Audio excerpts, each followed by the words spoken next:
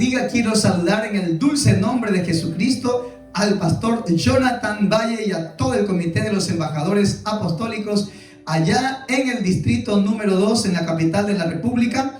Les damos un fuerte abrazo a la distancia. A todos los integrantes de los comités locales de los embajadores apostólicos, los saludamos en el nombre que es sobre todos los nombres, en el nombre glorioso de nuestro gran Dios y Salvador Jesucristo.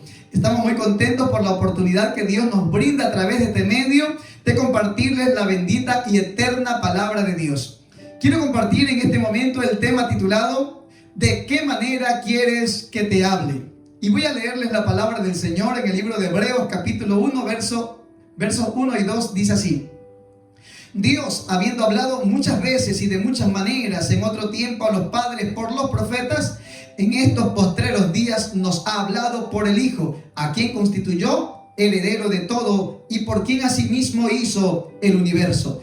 Y el libro de los Salmos 91:3 dice: Él te librará del lazo del cazador, de la peste destructora. Hagamos una oración para que el Señor nos bendiga a través de su palabra. Soberano Dios y Padre Celestial, te damos gracias en este momento porque nos concedes recibir tu palabra, que es espíritu y es vida, Señor. Edifícanos, Señor, a través del poder de tu Santo Espíritu. Tu palabra gloriosa, Señor, llene cada vacío de nuestros corazones. Nos fortalezca, Señor, nos dé vida, nos dé salvación, nos dé liberación, nos dé sanidad, nos dé esperanza. En el nombre de Jesús, amén y amén. Bien, amados hermanos, entonces el tema es: ¿de qué manera quieres que te hable? Y no es una pregunta, es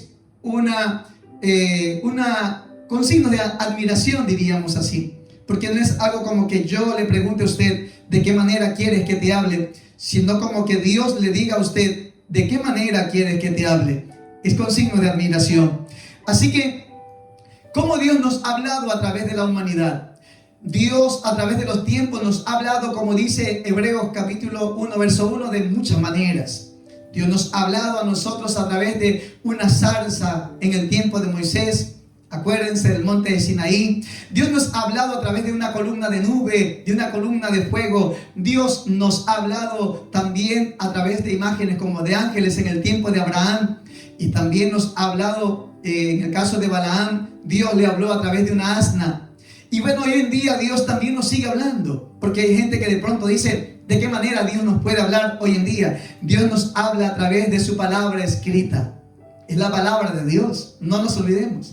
Hay gente que dice: Dios no me habla, y esta es la palabra de Dios. La Biblia es la palabra de Dios. También Dios nos habla a través de la oración. Dios nos habla a través de su Espíritu Santo. Dios nos habla a través de los pastores. Y Dios también nos habla a través de las circunstancias. Y por eso quiero que en este momento nosotros miremos la circunstancia que estamos viviendo. La circunstancia que estamos viviendo es que en el Ecuador ya han fallecido más de 220 personas según lo informa el COE, y ya hay más de 4.000 afectados. En el mundo, 88.000 personas han fallecido, y también contagiados en el mundo más de 1,5 millones de personas. Todo esto ha hecho que la gente se angustie. No es esta la única pandemia que ha habido en la historia.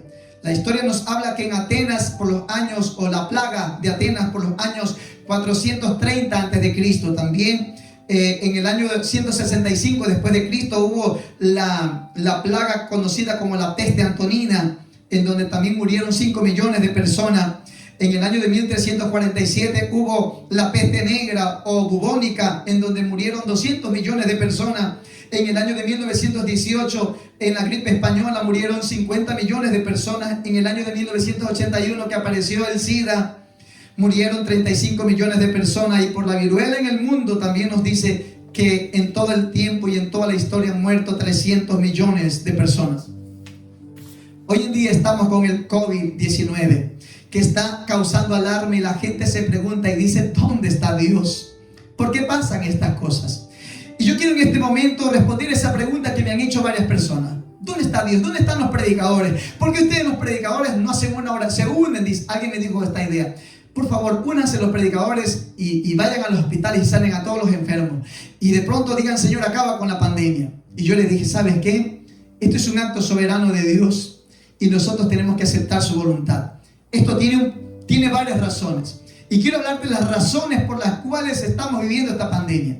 Primero, las plagas y las pestes llegan con un propósito. Éxodo 11:1 dice la Biblia: Jehová dijo a Moisés, una plaga traeréis aún sobre Faraón y sobre Egipto, después de la cual él os dejará ir de aquí y seguramente os echará de aquí del todo. Ahí estamos mirando nosotros que el propósito, cuando Dios mandó las 10 plagas a Israel, era que Faraón deje ir a Israel a rendirle culto a nuestro Dios Todopoderoso.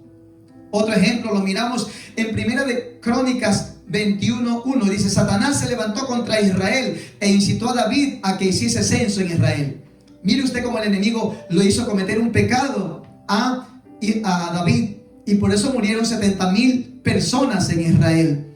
Este tipo de plagas que vino allá es como castigo a la desobediencia. Así que por la desobediencia también vienen castigos, y murieron 70,000 personas en ese tiempo. Y otro ejemplo lo miramos nosotros en el libro de Segunda Reyes 5:1, que dice: Naamán era general del ejército del rey de Siria, un varón grande delante de su señor, y lo tenía en alta estima, porque por medio de él había dado Jehová salvación a Siria. Era este hombre valeroso en extremo, pero leproso. Aquí la palabra leproso nos tipifica el pecado. Así que este hombre es un ejemplo del hombre que vive sin Dios y que, afectado por el pecado, iba a morir, porque la paga del pecado es la muerte.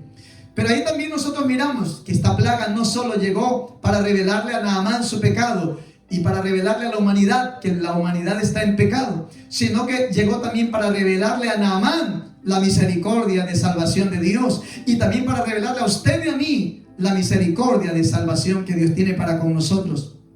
Así que todo esto nos hace ver lo que dice Levíticos 26:21.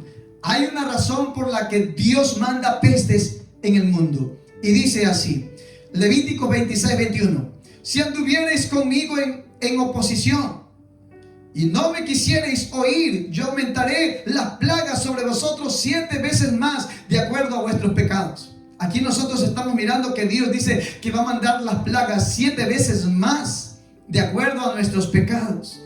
Por 2 razones. Primero, por caminar en oposición a Dios, y 2, por no quererlo oír a Dios.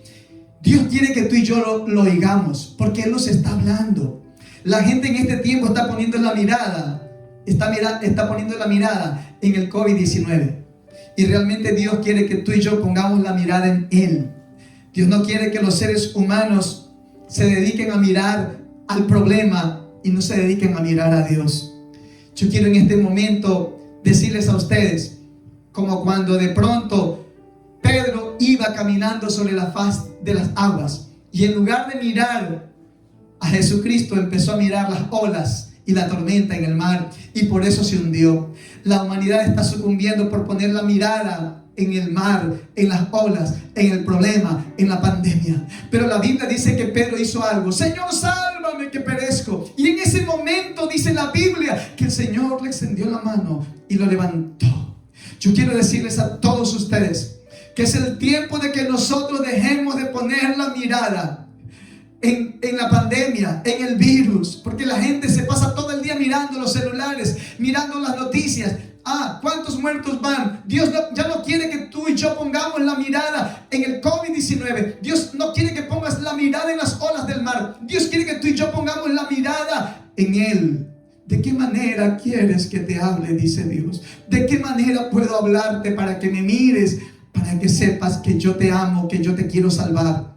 En este momento es el tiempo de que tú y yo dejemos a un lado la vida bohemia, dejemos a un lado el desenfreno que hayamos tenido, y es el momento que la esposa se reconcilie con el esposo, que el esposo se reconcilie con la esposa, que el hijo se reconcilie con los padres. Es el momento que dejemos a un lado el pensamiento y ya dejemos de extrañar las discotecas, dejemos de extrañar el pecado y empecemos a reflexionar, porque si no reflexionamos, esto va a seguir adelante. Es el tiempo de pedirle perdón a Dios. Es el tiempo de quitar la mirada de los pecados y ponerla en Jesús. Puesto los ojos en Jesús, el autor y consumador de la fe. Oremos a Dios. Soberano Padre, en este momento te entrego mi vida. En este momento, Señor, me vengo a ti, me reconcilio contigo, Señor, y te pido perdón por todos mis pecados.